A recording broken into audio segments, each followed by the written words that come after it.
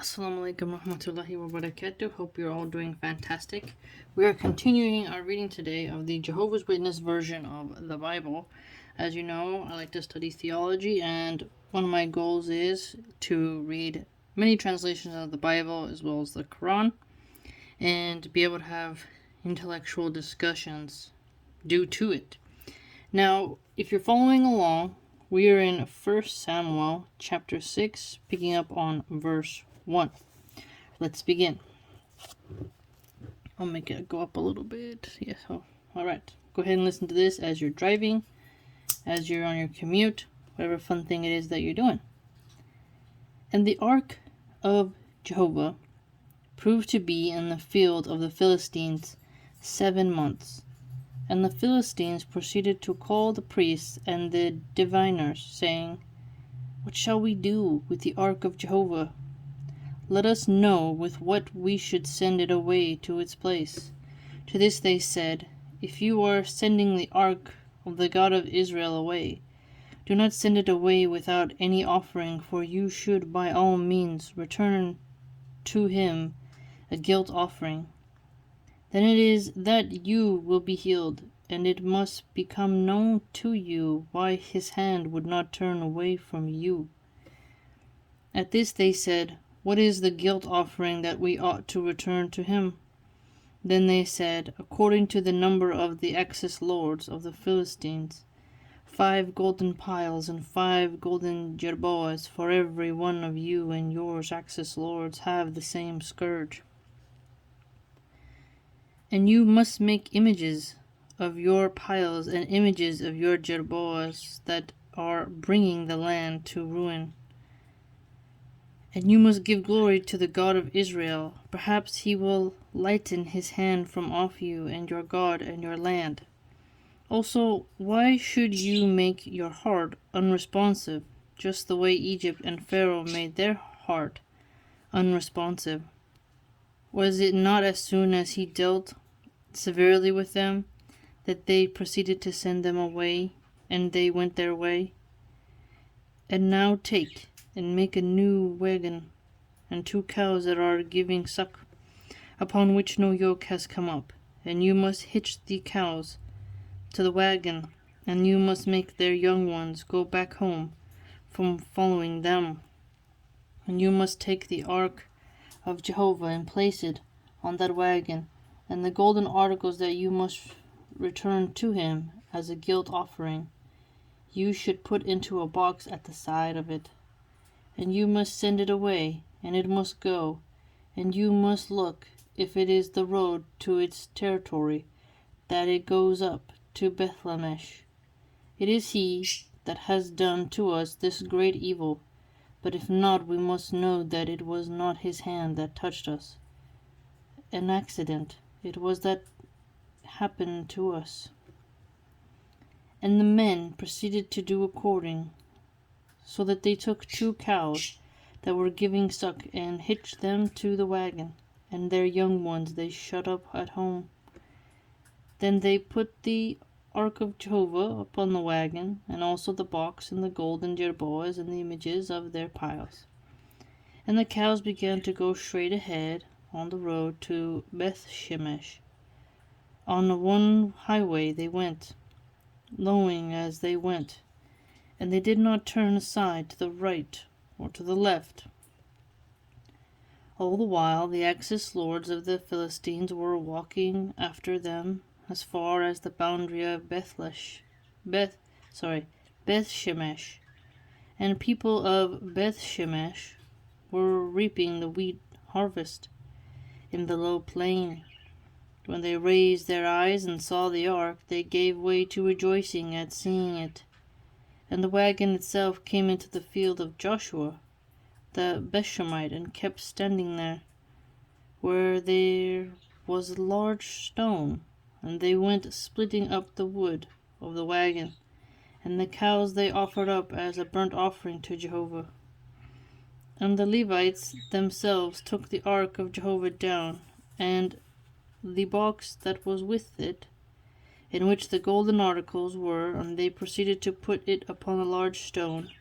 And the men of Bethshemesh for their part, offered up burnt offerings. And they continued rendering up sacrifices on that day to Jehovah. And the 5 Axis lords of the Philistines themselves saw it, and went their way back to Ekron on that day. Now these are the golden piles that the Philistines returned as a guilt offering to Jehovah.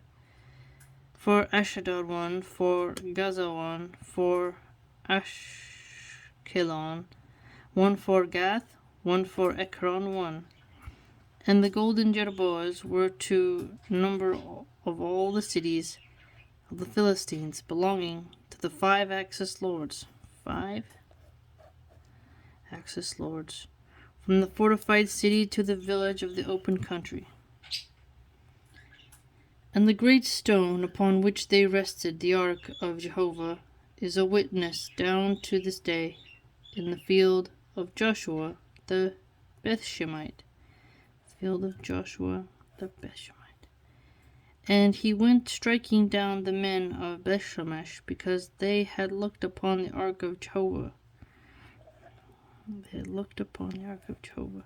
So he struck down among the people 70 men, 50,000 men, and the people began mourning, because Jehovah had struck down the people with a great slaughter.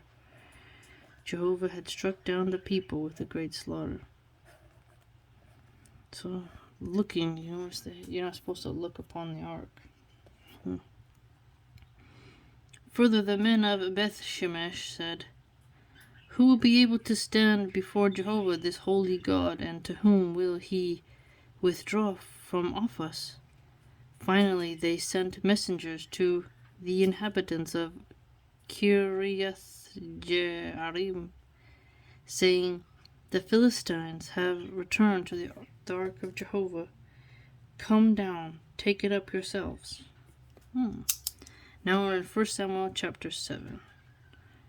According, the men of Kiriath-Jearim came and brought the ark of Jehovah up and took it into the house of Abinadab on the hill. And Eleazar, his son, was there. His son was the one whom they sanctified to guard the ark of Jehovah. So you had to get sanctified to guard the ark. And it came about that from the day of the ark's dwelling in Kiriath-Jearim, the days kept multiplying, so that they amounted to 20 years, and all the house of Israel went lamenting after Jehovah. And Samuel proceeded to say to all the house of Israel, "If it is with all your heart you are returning to Jehovah, put away the foreign gods from your midst, and also the Ashtoreth images, and direct your heart unswervingly to Jehovah, and serve him alone." Serve him alone. Serve him alone. "And he will deliver you from the hand of the Philistines." At that the sons of Israel put away the Baals and the Ashtoreth images, and began serving Jehovah alone. Serving Jehovah alone. Then Samuel said, "Collect all Israel together at Mizpah, that I may pray in your behalf to Jehovah." So they were collected together at Mizpah, and they went drawing water and pouring it out before Jehovah, and kept a fast on that day. And they began saying there, "We have sinned against Jehovah." And Samuel took up judging the sons of Israel in Mizpah. And the Philistines came to hear that the sons of Israel had collected themselves together at Mizpah. And the Axis lords of the Philistines got on their way up against Israel. When the sons of Israel heard of it, they began to be afraid on account of the Philistines. So the sons of Israel said to Samuel, "Do not keep silent for our sakes, from calling to Jehovah our God for aid, that he may save us from the hand of the Philistines." Then Samuel took up sucking lamb and offered it up as a burnt offering, a whole offering to Jehovah. And Samuel began calling to Jehovah for aid in behalf of Israel. And Jehovah proceeded to answer him. And it came about that while Samuel was offering up the burnt offering, the Philistines themselves drew near for battle against Israel. And Jehovah now caused it to thunder with a loud noise on that day against the Philistines, that he might throw them into confusion. And they got defeated before Israel.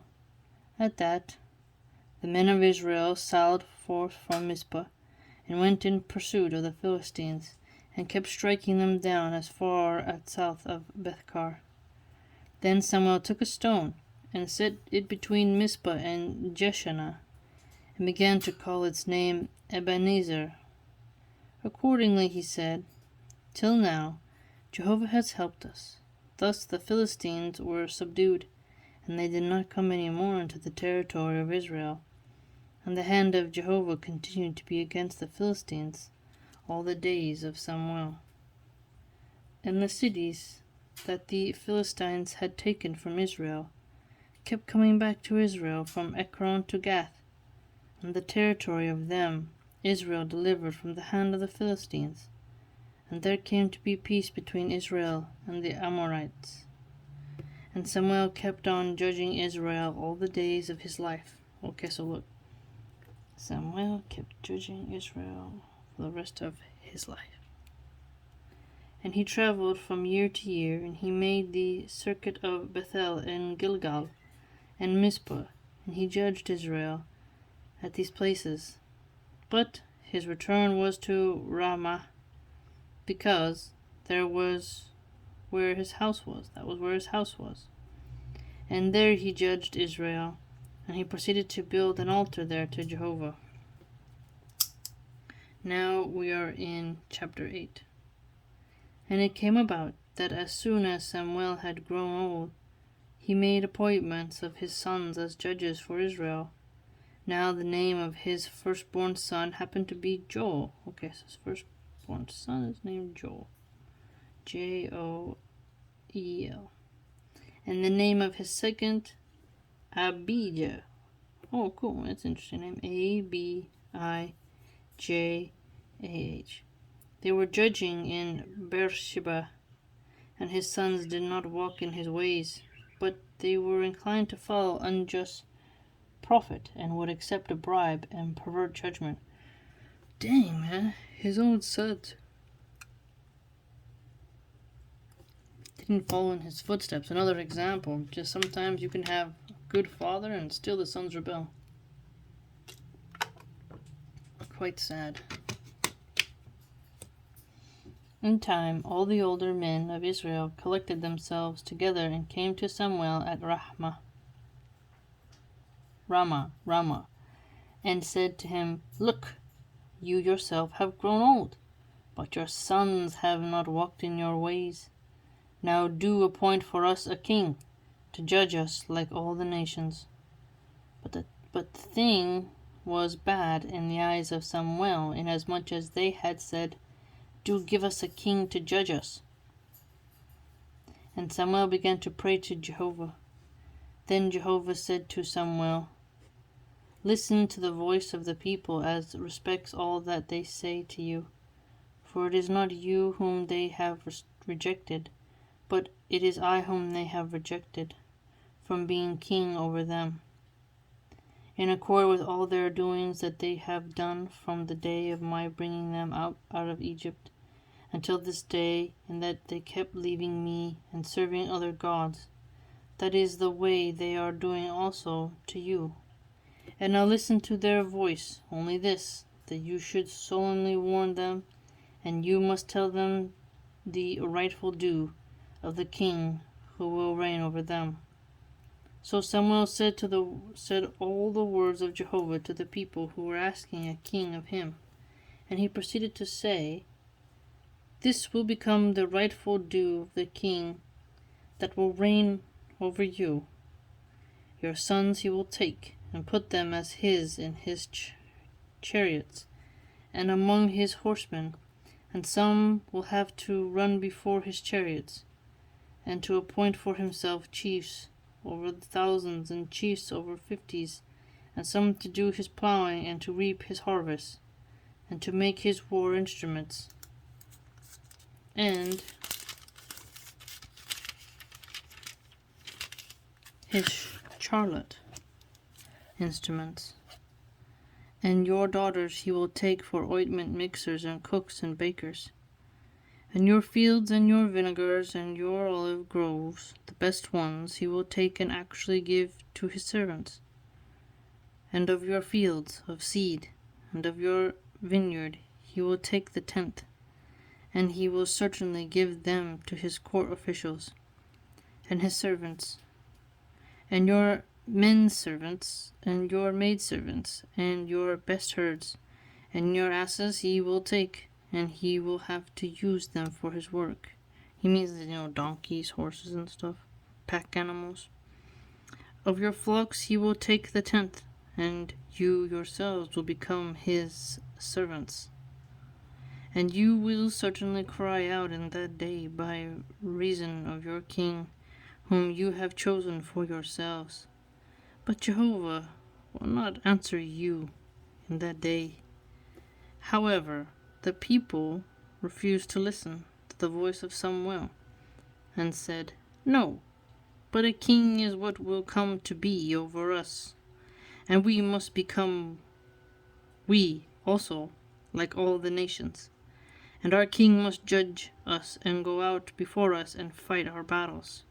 And Samuel gave a hearing to all the words of the people. Then he spoke them in the ears of Jehovah. And Jehovah proceeded to say to Samuel, "Listen to their voice, and you must cause a king to reign for them." Accordingly Samuel said to the men of Israel, "Go each one to his city." Interesting. I'm still thinking about how the people perished because they looked upon the Ark of the Covenant, and a lot of people died. Samuel's sons are not like him, and they're trying to find themselves a mark. Wow. The next chapter will be chapter 9. It is a wonderful rainy day. If you'd like to join my blog, it's www.subscribestar.com/MilahanArchive. I post some interesting things on there, and it's a nice community, so consider joining, and have a good day. Yeah.